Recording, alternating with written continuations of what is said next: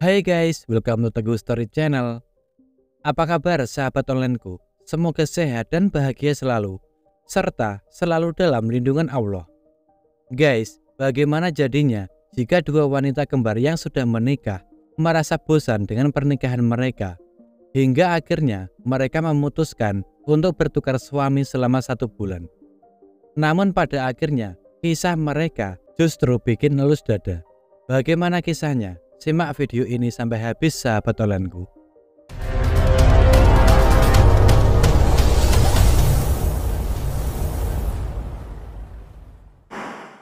Kisah ini diawali dengan dua wanita kembar bernama Hegyu dan Heting. Mereka tinggal di kota Harbin, provinsi Heilongjiang, Cina. Saudara kembar ini merupakan kembar identik, jadi memiliki paras yang mirip. Meski begitu, kepribadian keduanya berbeda. Hegyu memiliki kepribadian yang lembut dan pendiam, tertutup, dan suka berpakaian sederhana. Sebaliknya, sang kakak Heting sangat antusias, energik, ramah, suka berpakaian cerah. Diketahui, kedua wanita kembar ini sudah menikah. Suami dari Hegyu bernama Zhong Yi, sedangkan suami Heting bernama Chen Xiaodong. Zhong Yi merupakan seorang teman Hegyu dari universitas yang sama. Mereka bertemu saat mereka menempuh pendidikan di universitas itu. Hingga akhirnya mereka menikah. Keduanya sangat mencintai satu sama lain dan Zhong Yi juga sangat mencintai dan menyayangi Hegyu. Namun pernikahan mereka memiliki masalah, yaitu karena kepribadian introvert yang sama. Hidup mereka cukup monoton dan membosankan. Meskipun begitu, keduanya tetap memperlakukan satu sama lain dengan tulus, tidak membiarkan yang lain merasa canggung. Sementara itu, pernikahan Heting benar-benar berlawanan. Suami Heting, Chen Xiaodong, merupakan seorang wakil presiden sebuah perusahaan besar dan memiliki kondisi ekonomi yang sangat baik. Namun, karena Chen Xiaodong terlalu sibuk dengan pekerjaannya, dia tidak dapat memenuhi kebutuhan batin Heting. Dalam sebuah rumah tangga, kebutuhan lahir dan batin sangatlah penting untuk menjaga keharmonisan rumah tangga. Namun nyatanya, Heting tidak mendapatkan itu semua. Meskipun begitu, Heting mencoba bersimpati dengan suaminya dan tidak pernah memberitahu keluarganya. Akan tetapi, setelah beberapa tahun berjalan, ia mulai merasa putus asa dan bosan dengan pernikahan semacam ini. Pernah suatu hari, Heting berpikir untuk mengakhiri rumah tangganya dengan perceraian. Akan tetapi, ia tidak berani melakukan itu dan berusaha untuk menjaga rumah tangganya. Ia juga tidak ingin keluarganya kehilangan muka karena masalah yang dialaminya ini. Merasa hubungan rumah tangganya begitu-begitu saja, sebuah pemikiran nyeleneh mulai muncul di benak Heting. Ia mulai berani menceritakan masalah rumah tangganya kepada saudarinya Hegyu. Namun tak disangka, saudarinya itu juga memiliki masalah dalam rumah tangganya. Keduanya lantas menceritakan masalah mereka satu sama lain.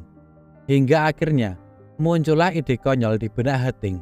Bagaimana kalau keduanya bertukar suami saja? Hal itu diharapkan dapat membantu mereka menemukan perasaan dan sensasi baru, serta tidak perlu bercerai. Heting berpikir bahwa selama mereka hanya bertukar suami mereka selama sebulan, lalu menggantinya kembali, tentunya tidak akan ada masalah. Pada awalnya, Hegyu merasa bahwa pemikiran ini terlalu konyol yang dapat dianggap tidak bermoral. Namun, ketika ia berulang kali dibujuk oleh Heting, Hegyu juga mulai goyah dan ingin mencoba kehidupan yang berbeda. Ia pun akhirnya menyetujui usulan kakaknya tersebut. Masalah selanjutnya, yakni bagaimana caranya mereka meyakinkan suami mereka agar suami mereka menyetujuinya. Tanpa diduga, setelah Heting menceritakan idenya ini kepada suaminya Chen Xiaodong, ternyata tanpa babi bu, Chen menyetujui ide konyol Heting tersebut. Menurutnya, jika ini bisa membantu pernikahan mereka, tidak ada alasan untuk menolak. Akan tetapi, lain cerita dengan suami Hegyu, Zhong Yi. Zhong Yi tidak setuju dengan usulan ini. Menurutnya, itu terlalu absurd, bahkan bertentangan dengan moralitas umum. Zhong Yi sendiri sangat mencintai Hegyu. Jadi, dia tidak ingin menukar istrinya. Seiring berjalannya waktu, Zhong Yi akhirnya menyetujui ide konyol ini setelah dirinya terus-terusan dibujuk oleh He Kyu. Dan pada Juni 2014, mereka resmi bertukar suami istri dan membuat kesepakatan bahwa mereka bertukar suami istri selama 1 bulan lamanya. Selanjutnya, He Kyu pindah ke rumah He Ting, begitu juga sebaliknya, He Ting pindah ke rumah He Kyu. Mereka kemudian menjalani kehidupan mereka masing-masing yang tidak pernah mereka duga sebelumnya. Demi menjaga keharmonisan rumah tangga mereka rela melakukan ini semua. Sungguh sangat konyol sekali. Sejatinya, dari segi hukum, perilaku keempat orang ini dapat dikategorikan sebagai pelanggaran hukum. Menurut Undang-Undang Perkawinan dan Keluarga Cina, perkawinan harus monogami. Suami dan istri memiliki tanggung jawab untuk setia satu sama lain. Kedua pasangan ini secara resmi menikah satu sama lain, sekarang tinggal dengan orang ketiga. Menurut pasal 258 KUHP Cina, mereka dapat dihukum penjara tidak lebih dari 2 tahun atau penahanan pidana. Perilaku kedua pasangan ini tidak dituntut karena tidak ada yang menemukan rahasia besar mereka, termasuk keluarga. Hanya saja, pergantian suami istri ini telah menyebabkan tragedi yang tidak dapat diperbaiki.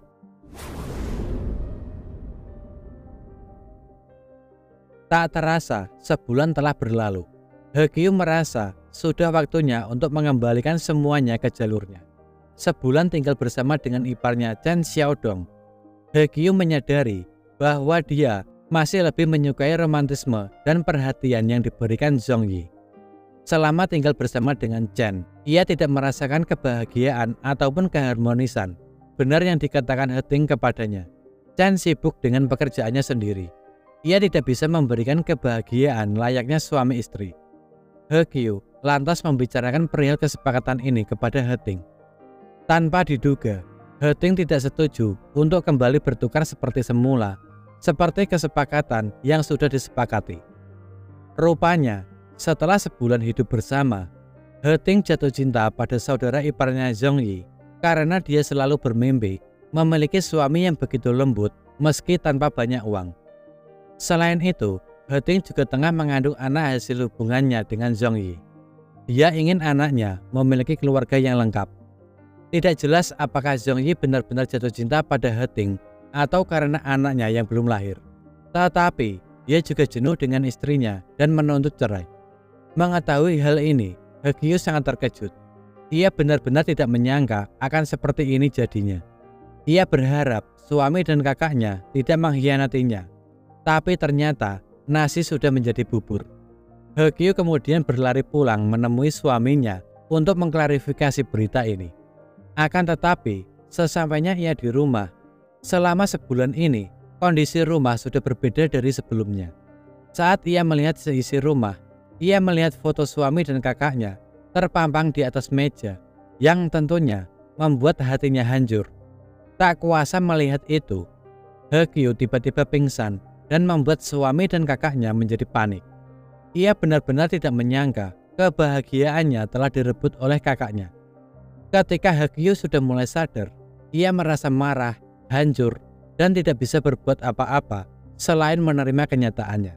Namun nyatanya, He Kyu tetap tidak bisa menerima kenyataan ini, dan terjadilah percekcokan di antara mereka.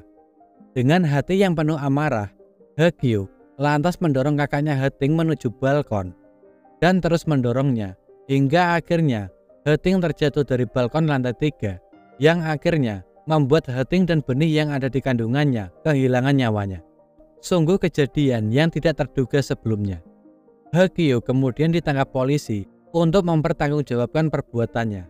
Menurut pasal 232 KUHP Cina, tindakan He Kyu merupakan pembunuhan yang disengaja.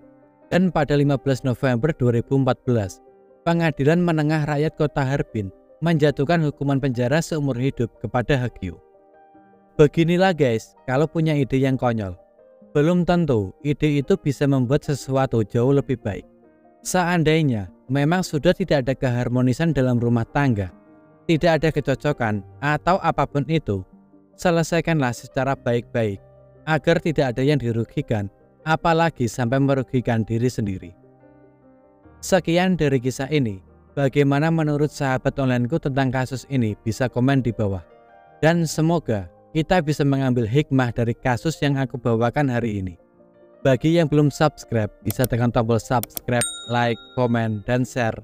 Serta nyalakan lonceng notifikasinya agar sahabat onlineku tidak ketinggalan video dari aku selanjutnya.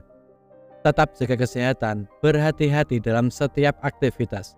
Dan juga yang mau request tentang kasus-kasus yang ingin aku bawakan, bisa DM di Instagram, Teguh Story Channel, atau bisa juga komen di bawah. Sampai jumpa lagi di video selanjutnya. Terima kasih.